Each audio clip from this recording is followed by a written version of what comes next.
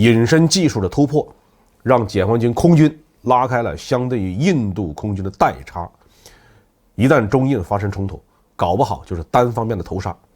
印度手中没有金刚赞，我看还是老实点的好。各位网友大家好，我是包明。这期话题我们说的是印度人推测中国用超材料贴膜飞机隐身。最近呢，印度的一些人鼓噪，认为印度已经掌握了第3代战斗机技术，现在呢应该考虑4代机甚至5代机了。但是印度并不掌握隐身技术，这可怎么办呢？有一些印度研究人员发现，早几年有中国的研究人员提出过一种技术办法，那就是根据已经在歼20上实现的隐身技术改造3代战斗机，通过采用超材料贴膜的手段，是吧？歼11啊、歼15啊这一类的3代机也能隐身。不得不说，印度人的脑洞就是大。所谓超材料是一种新概念的技术，它的原理是人类可以设计材料。在传统上呢，材料都是用自然资源通过某种方式加工出来的。人类通常用矿物、生物这样一些自然资源，通过选择加工的方式来制造材料，满足自己的工程技术或者是科学研究的要求。这也就限制了很多军用和民用产品性能的实现，因为世界上并不存在什么完全理想的材料。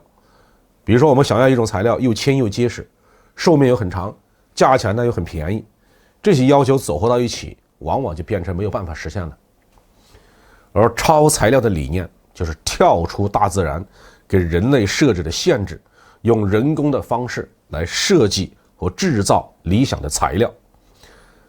它们拥有特别的传统的材料无法实现的性质。或许有人会说，自从有机化学工业诞生以来，人类不就是在制造这种类型的材料吗？你看我们今天所使用的各种塑料，哪一种不是人类自己创造出来的？大自然里根本就没有。但是21世纪的超材料的概念呢，要远远超过有机化学，在微观结构上可以做非常精密的设计和加工。在印度媒体的这份报告当中谈到用超材料来制造卫星通信天线，这种材料呢，确实是一家中国创新企业研制的。我们在有关展览会的现场看到过实物，它看起来确实很神奇。大家都知道卫星通信的天线有2种形式，一种呢是用金属材料加工成碟形的反射面的大锅，这样才能够把电磁波聚拢起来。另一种呢是有很多的收发单元拼接在一起，用电子扫描的方式形成波束。但是超材料天线就是一张薄膜，像一张贴画一样，贴在一个平面上就可以用了。有关研制人员解释说超材料天线在薄膜的每一个部分物理性质都是不一样的，因此虽然只是一张薄膜，就可以形成相控阵的效果。有关的技术呢还在持续的研发当中。至于超材料用于隐身的技术，目前也仅仅是一种设想而已。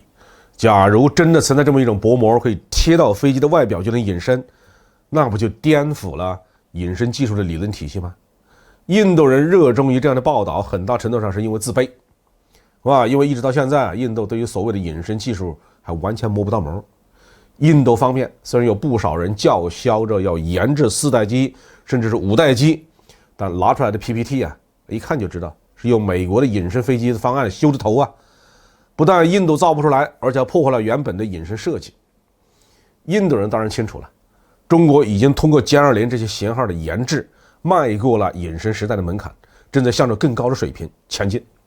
不但能够研制隐身的战斗机，更有能力研制隐身的无人机、隐身的导弹。所以中国在相关科研领域的任何一点举动都会被印度放大了解读。印度人的焦虑是有原因的，因为在未来的战场上，所有不具备隐身能力的武器，包括战斗机、轰炸机、直升机，甚至防区外的攻击弹药等等，都没有生存的机会。这是因为如今的防空系统水平已经非常高了，不同射程的雷达或防空导弹、小口径的速射炮、激光武器这一类的新概念的防空武器，再加上高速的通信网络和超级计算机，组成了密集而难以突破的防空网。早年那种防空、释放9空的事情，那早就成了历史了。隐身技术的突破，让解放军空军拉开了相对于印度空军的代差。一旦中印发生冲突，搞不好就是单方面的投杀。